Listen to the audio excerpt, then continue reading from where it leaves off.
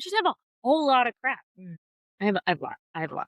So it's like you're trying to make your home a big memory box. Yeah, If you let it go, do you forget the memory? I do feel that way. We started on our knees, had no one to light. Then we found our way to church. God got our vision set right. You pulled us out the dirt. Now we're walking in our purpose, not just shopping in vain. And calling our Holy Father, staying away from the lies, 'cause you taught us how to apply. We love the way you do it. Yeah, you did it, and you did it. When the road got rough, you pulled us through it. You always do it.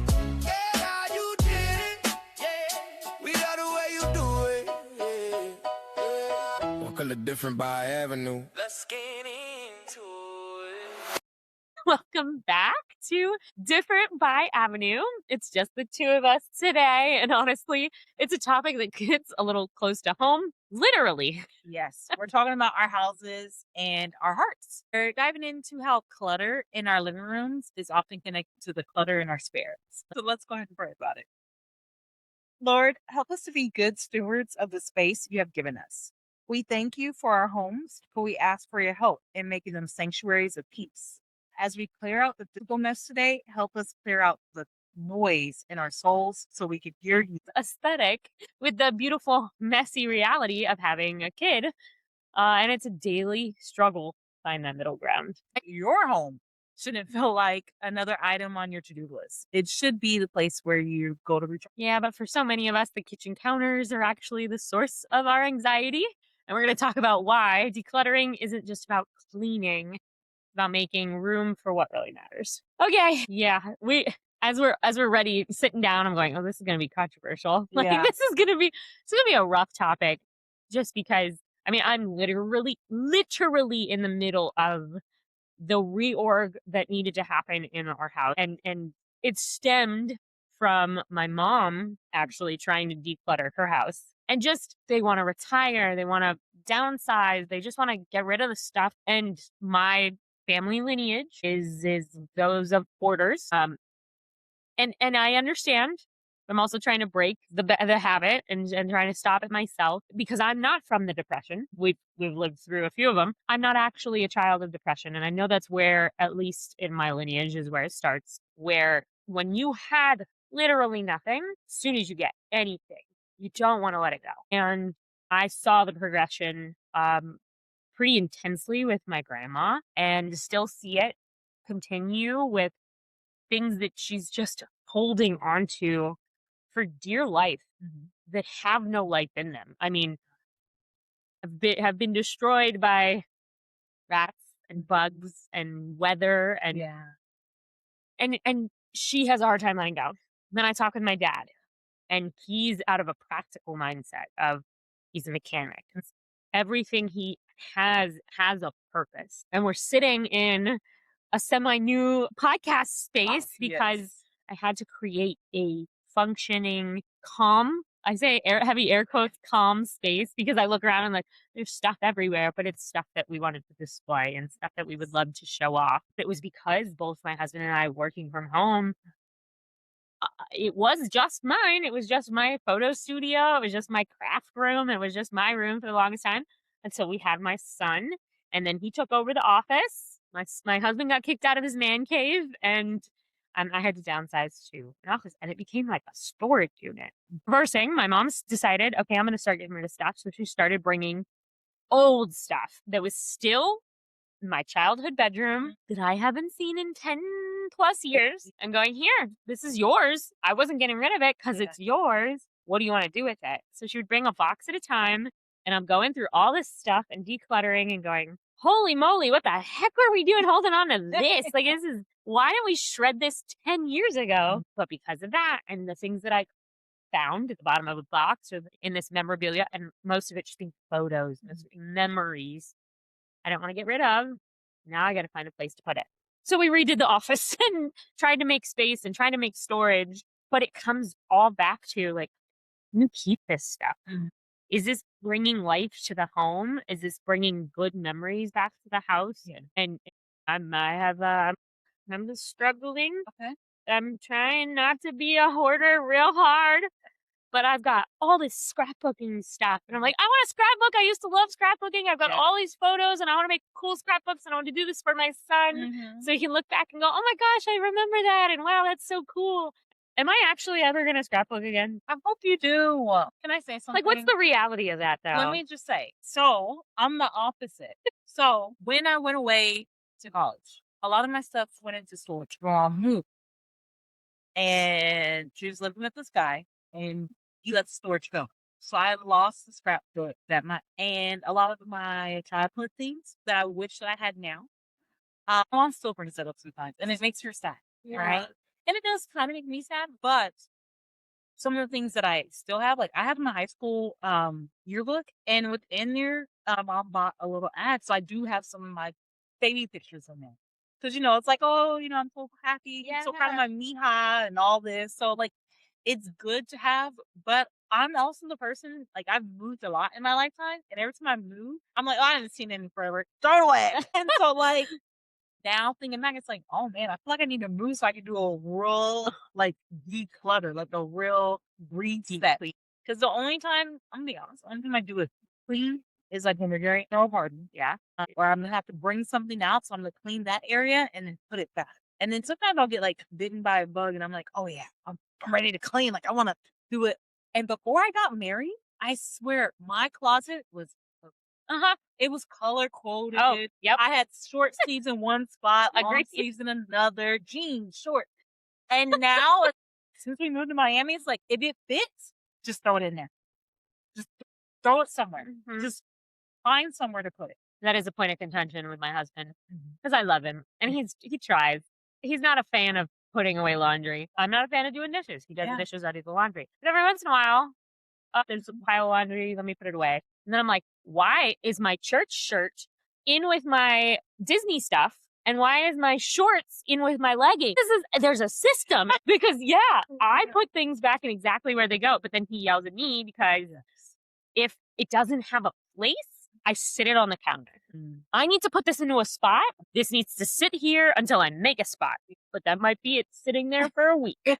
I gotta go find a box to put it in or a spot in the cabinet. But now, either again, I don't know if it's ADHD or just the I want to clean it out real good before I put more stuff in there. We get a new glass. I want to take all the glasses out of the cabinet and rearrange them and make sure that you can see what you've got. I want the organization. I just have a whole lot of crap. I have a lot. So it's like you're trying to make your home a big memory box. Yeah. If you let it go, do you forget the memory? I do feel that way. Okay. I do that because I find that I don't have the same triggers as I think a lot of other people do with, like, when someone's like, oh, that smell. It reminded me of grandpa. I don't remember what grandpa smelled like. Like, I don't, or that song. I think the only ones that'll trigger it to me is like an old 2000s song where I was like, I remember getting down to that in middle school. That we should not be down to. None of those lyrics were good in middle school. But like, that's not even like a sentimental memory. Yeah. Like, I don't have a music that I'm like, oh my God, I remember my grandma and this toy that she used to play with me. No, like I have really, really random memories. And then the ones that I have photos of to me are the ones that I'm like, oh, I remember that. Yeah, that was amazing. Yeah. I would have never remembered that had I not kept this photo. Do I need physical copies of all of this? Absolutely not. But then I can't say FOMO, but it's like, I don't want to get rid of this. That means you're taking photos of your photos and you're maybe putting hard copies in a book somewhere or a box. But like that box, you can put all of them in there and put it up to where you don't need it until, because I'm gonna be honest, a lot of these photos, we don't pull out until, I'm sorry, I'm being morbid, someone's funeral. And then you're like scanning them so you can have one for the memorial. Have you heard of that? Okay, I'm going to screw up which country it is. I'm going to say Swedish death ritual. I don't know if it's Swedish. I looked that one up. But there is a declutter method that's that. Go through as if you were preparing for your funeral. What in this house would you keep to pass down to the next generation. That's morbid to me. I'm like, I don't want to go anywhere. But then, well, hell, my grandpa needs that. He holds on. So my great grandma was a hoarder, I guess. She would, okay, this is nasty, but you know, the meat comes on the trays. She would rinse them off and stack them up. Why? My grandpa has paperwork from the 90s when he used to work for the city of LA. What is he going to do with that? I don't think they're coming after you for those taxes anymore. I think you're good. What is he going to? And I tell them every time I visit them, throw this away. Okay, we talked about this actually, I think offline also, but like, I found a paper in those boxes my mom was bringing in. Yeah. My social security was on something in like a random paper from elementary school. Like, Yeah. why were you putting my social out there like that? But maybe like that's I'm going to give him the benefit of the doubt. He's thinking that there's important information on this, but there are services to bulk shred stuff that you don't need. Yes. He has a shredder. Yeah, okay, but how big is it? Because that'll take you a decade just shredding. Well, he needs to stop collecting He needs to start shredding now. Yes. I hope he has money hidden in there somewhere because the amount of, and then like they already have a small home. Yeah. And there's stuff in every corner. Yeah. My grandma's memory, she has church outfits that she can't wear. Yeah. She needs to go ahead and let that go. She doesn't even go to church like she used to, right? So for her to have 50 church outfits, and it's not just a simple dress. No, it's a skirt, a shirt with a blazer and a hat to match, and handkerchiefs and gloves and fans. Let it go. None of us grandkids or her kids are going to need those items. It'll be nice to like maybe have a piece of it to maybe make into a quilt. Yeah. But we don't need all that. They can start letting that stuff go now. And I let them know. Like, get rid of it. It is a morbid idea, but and that may be where my struggles are.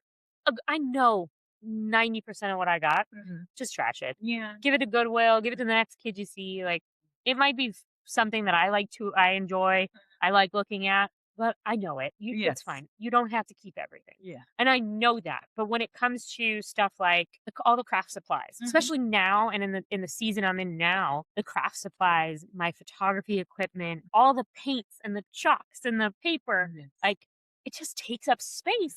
But it's not that I don't use it, but I may be only using 2 colors and I've got 50 bottles of paint. Do I get rid of all the rest of the paint? No, because you're going to need it. You have a son. Right? I know. Y'all will do more crafts. So that part I understand. But you got a lot of knickknacks. I do have so many knickknacks. Do you feather dust all these knickknacks? Because it's a lot. No. Okay. Not nearly as much as we should. That's still, still bottom line. There is so much that we want to show off and display. And we have this talk all the time because it's I know I shouldn't. And then he comes back, he's like, look, I found a Goodwill. Dude, we just said this. Yeah. You don't need, it's cool, admittedly. But also, we just said we don't need, we're trying to get rid of stuff. And as parents, that's the other, like, oh my gosh, but Sebastian would love this. And then we're yelling at our parents, like, don't bring in more crap. But also, because we want to bring the crap. You can't bring more crap. So we don't feel bad. We're the ones bringing this stuff in the house. But I'm like, oh, he would love this toy.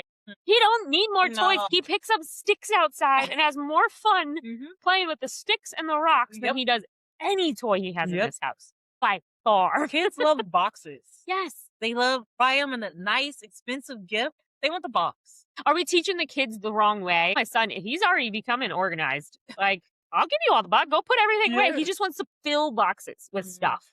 Okay. So should I be doing that? Like, I just continue to teach him. This is where we put things away all nice and neat, and it needs to fit in this box, and it needs to be like Container Store.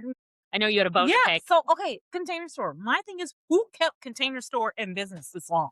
They're selling containers. How many containers do you need? That you need the very specific, aesthetically pleasing containers, don't you know? My goodness. But I'm glad they're there. But because also, like, I love that stuff. Yeah.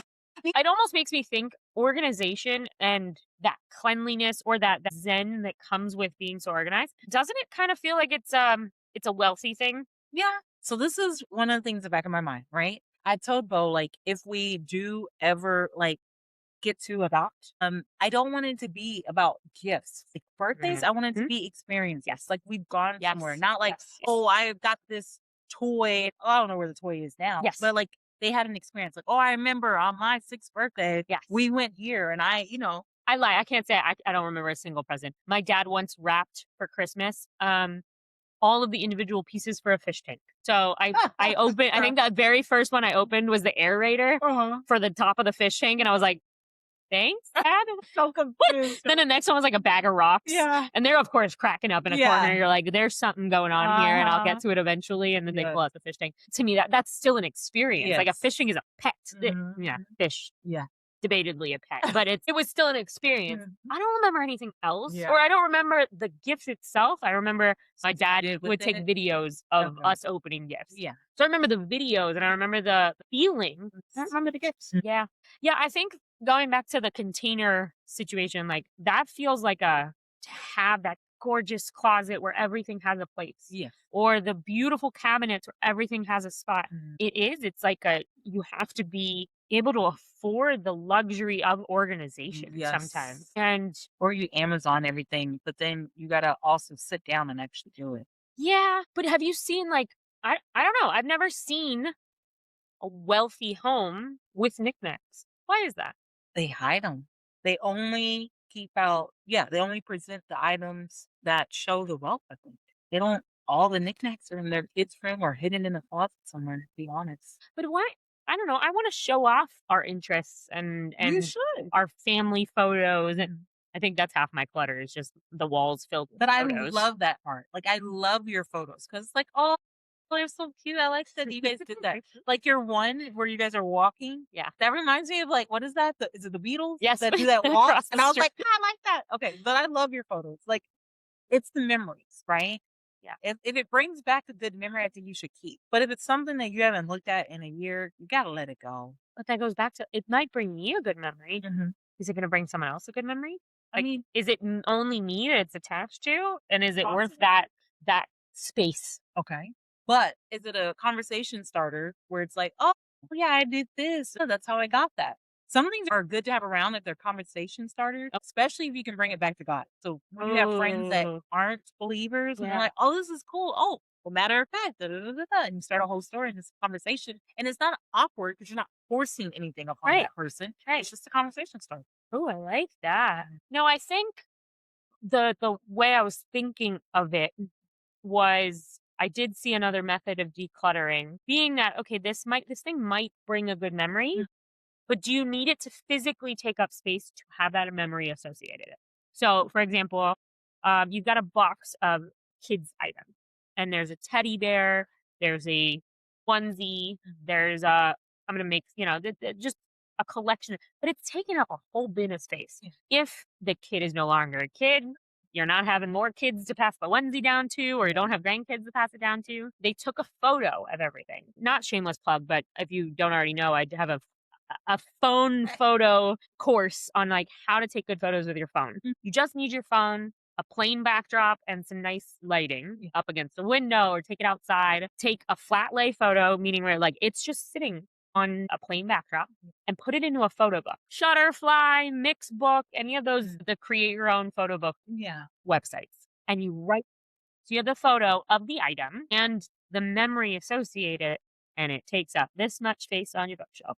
And I love that. And it's kind of why I want to digitize so much stuff. And if there is a memory associated with it, or it's a memory I want to pass down, I don't need to now burden my family with boxes of memories that they may not even have the actual memory of. Yeah, they don't know. But if I wrote it down, then they get that memory too. They can hear my voice. There's another cool one I saw that was it's not decluttering, but to pass those memories down was those fill in the blank books. Have you seen those?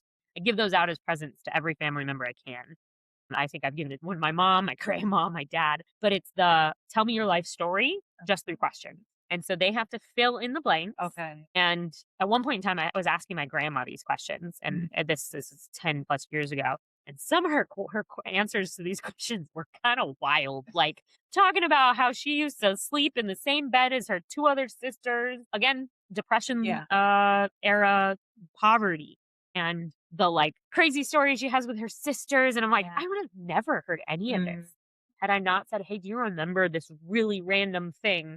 Or like, what was getting up for school like in the morning? And she was giving me all these memories. And I think how awesome it would be to pass those memories down and just start now. I mean, I don't know if God's gonna bless us with more kids, I don't know what's in store for life.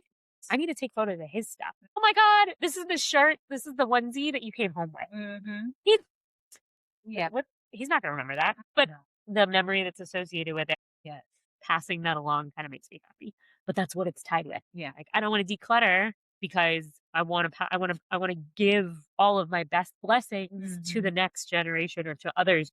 But it's not so much a blessing if it's going to be a physical burden. Yeah. Yeah. I agree with you. So my grandma losing her memories, her. She's Yeah. just in herself, right?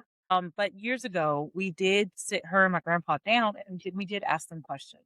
But before that, I remember like I would just randomly ask my grandma, like, oh, well, because when my grandma grew up, she was in Alabama where there was segregation. Yeah. The sorts, because she grew up with her grandparents, not her mom.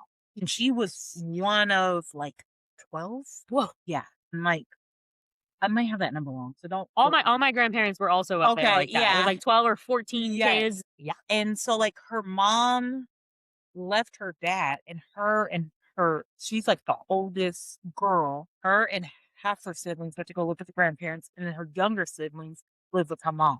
And like one of the memories she has was she was sitting at her grandpa's. They lived in a shack. And she used to pick cotton. She used to work in the field.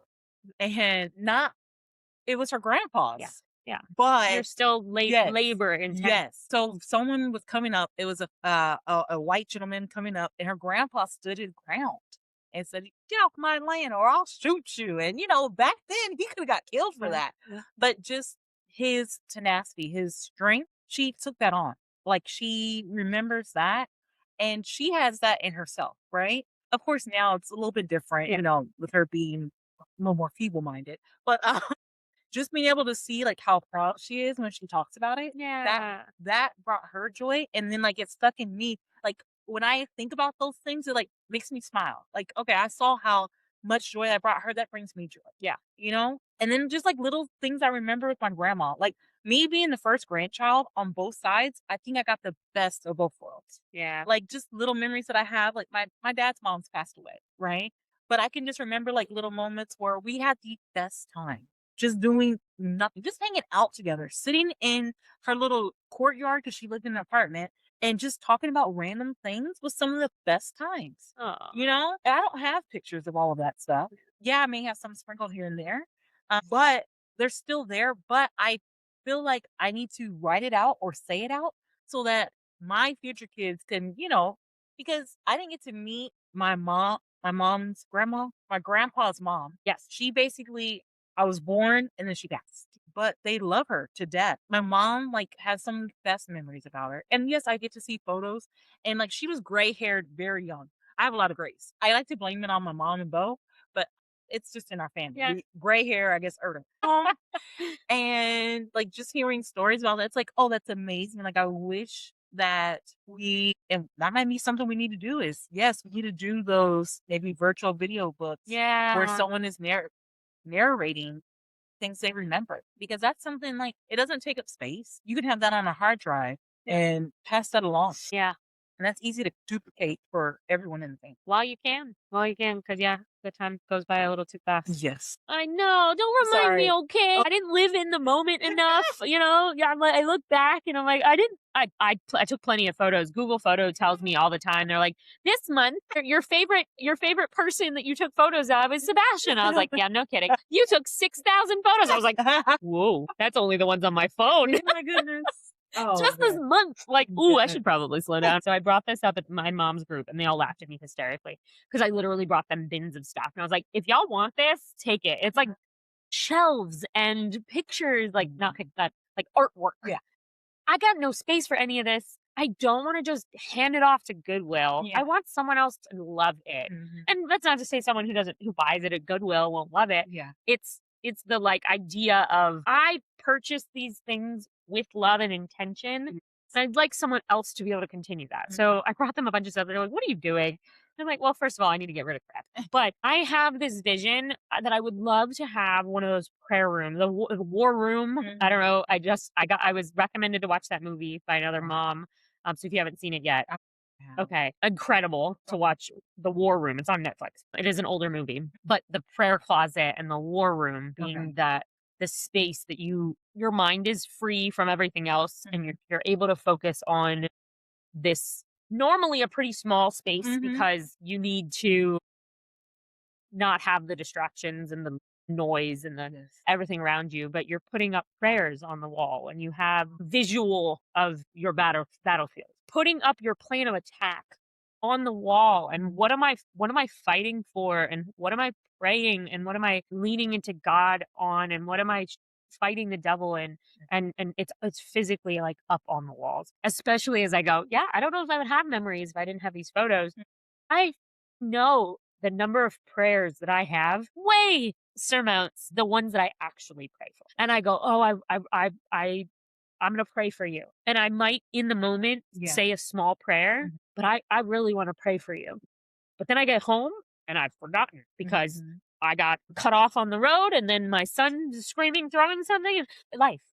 But if I had a spot where, okay, I'm writing this down, I'm praying for you, Yeah. and I'm going to put this on the wall and I can look at it for a week, a month, a year, however long it takes to make sure that my battle plan is embedded.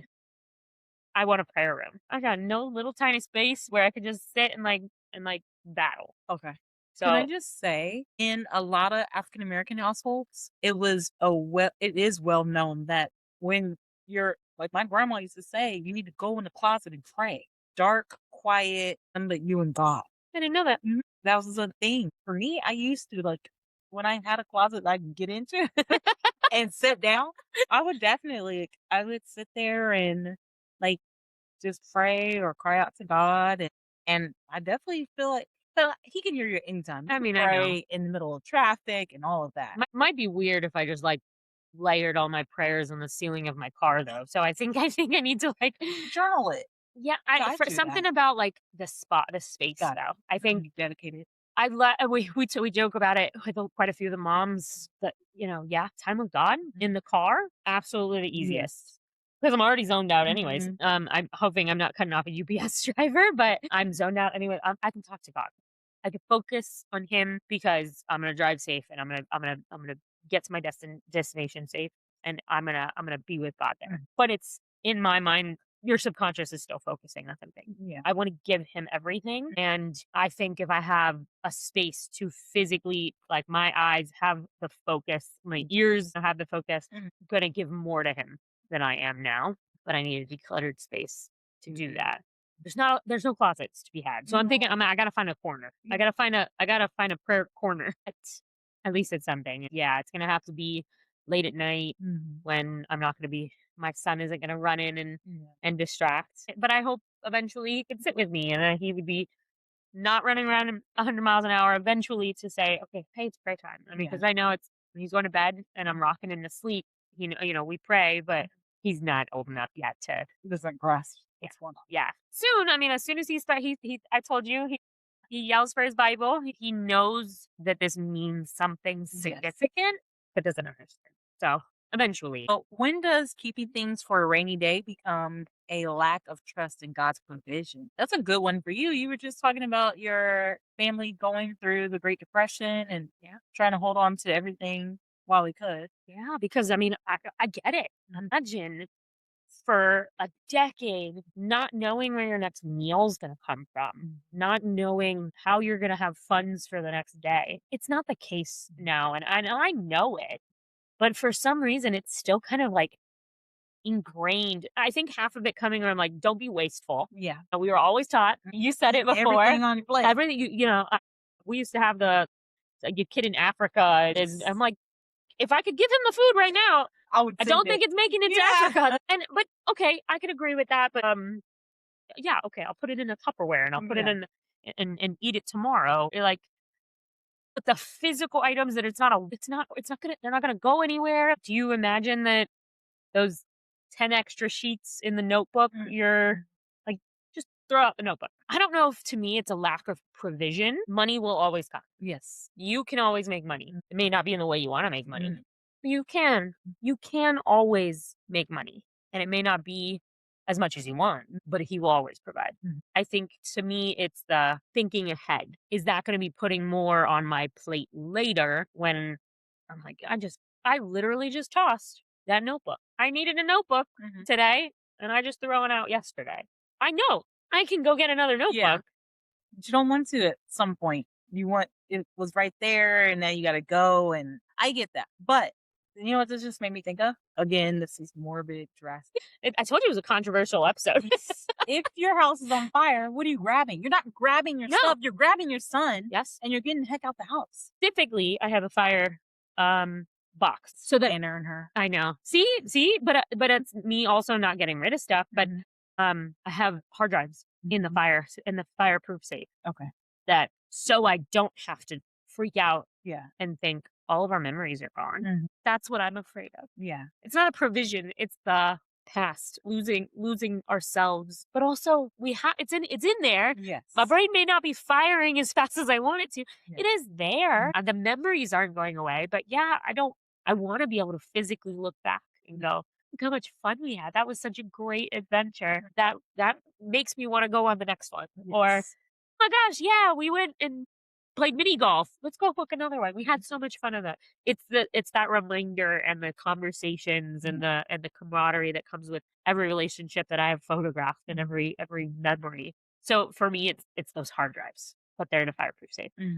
So yeah, and like in a fire, I'm grabbing the beings, the souls, my dog, my human, and the fireproof safe. Hopefully, it's as well rated as it is that it's not going anywhere, and those will be safe. Because I look around and I go, not a single thing in this room. Would you run back in? My laptop, maybe for like the most recent photos that aren't on that hard drive. But you got them on Google Photo? Actually, yeah. Well, maybe not like the recent photo shoot I did for a client. Like that would be, but also, that's one physical item. Yeah. All the clothes can be bought. All the shoes can be bought. Like not a single thing of it. It's all photos. It's all the photos we have that I want taken care of. It's also why I think I love that idea so much about taking the photos of the items, the teddy bear, the onesie. Like take the photos and write down the memories. Yes. So that, God forbid, the dementia and amnesia that both of our sides of my family are showing. I said amnesia, not what's the other one? Dementia and Alzheimer's that are showing on both sides of my family. I'm praying they ate too many Oreos, it was just one of those, it's not getting passed down. It was just something in the food that they were eating. Knowing that's probably not the case, I want to make sure that those are there for the next generation. I understand that. It's so morbid. But I mean, we got to be real. I know, it's true. Yeah. It's true.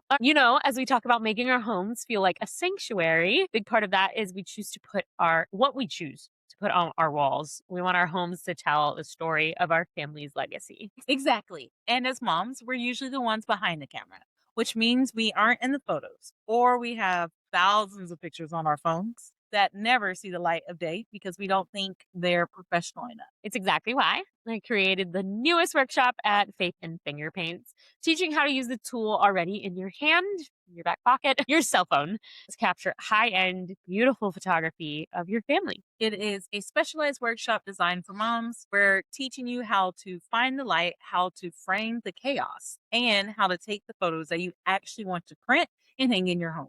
About documenting the life that God gave you without the stress. Want to empower you to stop waiting for the perfect moment and stop capturing the soul of your home right now. So head over to faithandfingerpaints.com to grab your seat. Let's fill our sanctuaries with memories that matter. So let's talk about this decluttering situation. Yeah. For a lot of households, you knew it was time to clean on Sunday when you heard the church music. Yeah. So as an adult, it's different. Like, I don't have to wait for my mom to play the church music. I'm like, okay, yeah, I'm ready. Yeah. Right? Yeah. So let's watch this signal. I prayed and cried out to God for this house for years. I prayed for 3 bedrooms, 2.5 baths, 2-car garage, a safe home, a peaceful home, a home to raise my son. And now that I have it, the question that I ask myself is, have I been stewarding this house well? Because today I was out here cleaning my garage, washing my car, sweeping, mopping, hosing everything down, and God really checked me first because mama, life got heavy. Stress, motherhood, overstimulation, exhaustion, and slowly I stopped tending to the very thing I once prayed for. But today I got up and decided to take care of what God blessed me with. And while I was cleaning, I realized something. answered prayers still require stewardship. I'm going to say that again. Answered prayers still require stewardship, because when you go from an apartment to a house, there is no maintenance team coming. You are the maintenance team now. And I know life gets busy. I know we get tired, but those little pockets of time, they matter, because how you care for what you prayed for says a lot about how you are. And I don't want to get so overwhelmed by life that I stop appreciating the prayers God already answered. So this is your reminder and mine, Mama, to take care of what God trusted you with. Even if all you have is a small pocket of time, start there. Wow. Handling what God has handed to you. That's the underline, underscore multiple times. Yes. Because God he's handed us a lot. Yes. And I know there's stuff that has been mishandled and not realize the blessings, especially when you're in the mess, when you're in the chaos. I mean, not continuing with the ad plug, but also when I created that course was because I was having such a hard time thinking, why is my house such a mess? Why is life so crazy? And it wasn't that I was mishandling things. There might have been a few things thrown in there that were, but I wasn't seeing the blessings either. So being able to say, like, yeah, all the Legos scattered on the floor, it feels like a mess. But my God, it's a blessing to have a kid running around playing with those blocks. So how do you see the blessings? It's hard in the mess. So there's a balance. You still need to handle these items more carefully so that you can see the blessings. But know that it does not have to be about the mess itself. Yeah. Yeah. I like the thought of praying as you're putting things back, right? Yeah. Because yes, like you're saying, at the moment it's like, oh my gosh, like for me it's like, damn it, Bo, why didn't you just rinse the dish off, Yeah. clean it, and put it back? Yeah. But it should be like, my husband has been fed and we had the food to eat. God provided that for us, Amen. and he was full and he was able to then go to work and provide for the family. Yeah. Like, I should be looking at that rather than like, let me find something to nitpick. Like, this is another thing I have to do, but it shouldn't be seen as that way. It's, again, something we got to work on. Yeah. That's a mind shift. Yes. That is way bigger than we. That is a rough way to like shift your perspective. I just feel it's hard just being an adult and living in this world and in this very imperfect world.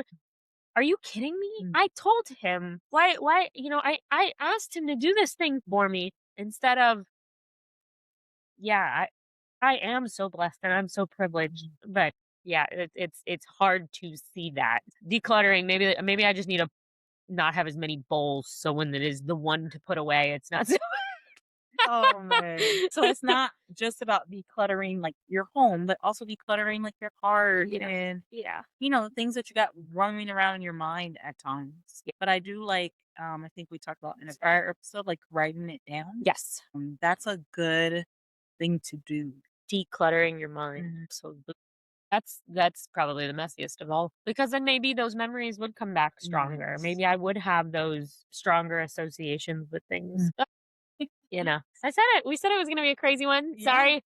It was. Hopefully you're still hanging with us, because we realize, your home should really be your sanctuary, not a storage unit. I am working on it. I swear to it. And if it's draining you, it really is time to just let go. Definitely. Clear out just one drawer and pray over one burden while you do it. Next week, we're getting even more personal. We're talking about body image and the mirror's lie. We're looking at how to see ourselves the way the Creator sees us. Oh, remember, follow us on all social medias at Different by Avenue. We love you guys. See you next week. Bye. Another day, another walk, keeping faith in the stride. No matter where the avenue goes, he's the one to always provide. From the dirt to the grace, you gotta keep the faith. Trust the spirit in the truth. Yeah. Because God will never lose. See you next time. We gotta wear you it. Yeah, you did it. Yeah, you did it. When the road got rock, you pulled up to it. You always you it. Yeah, you did it. Yeah, we gotta wear you do it. Yeah. different by avenue.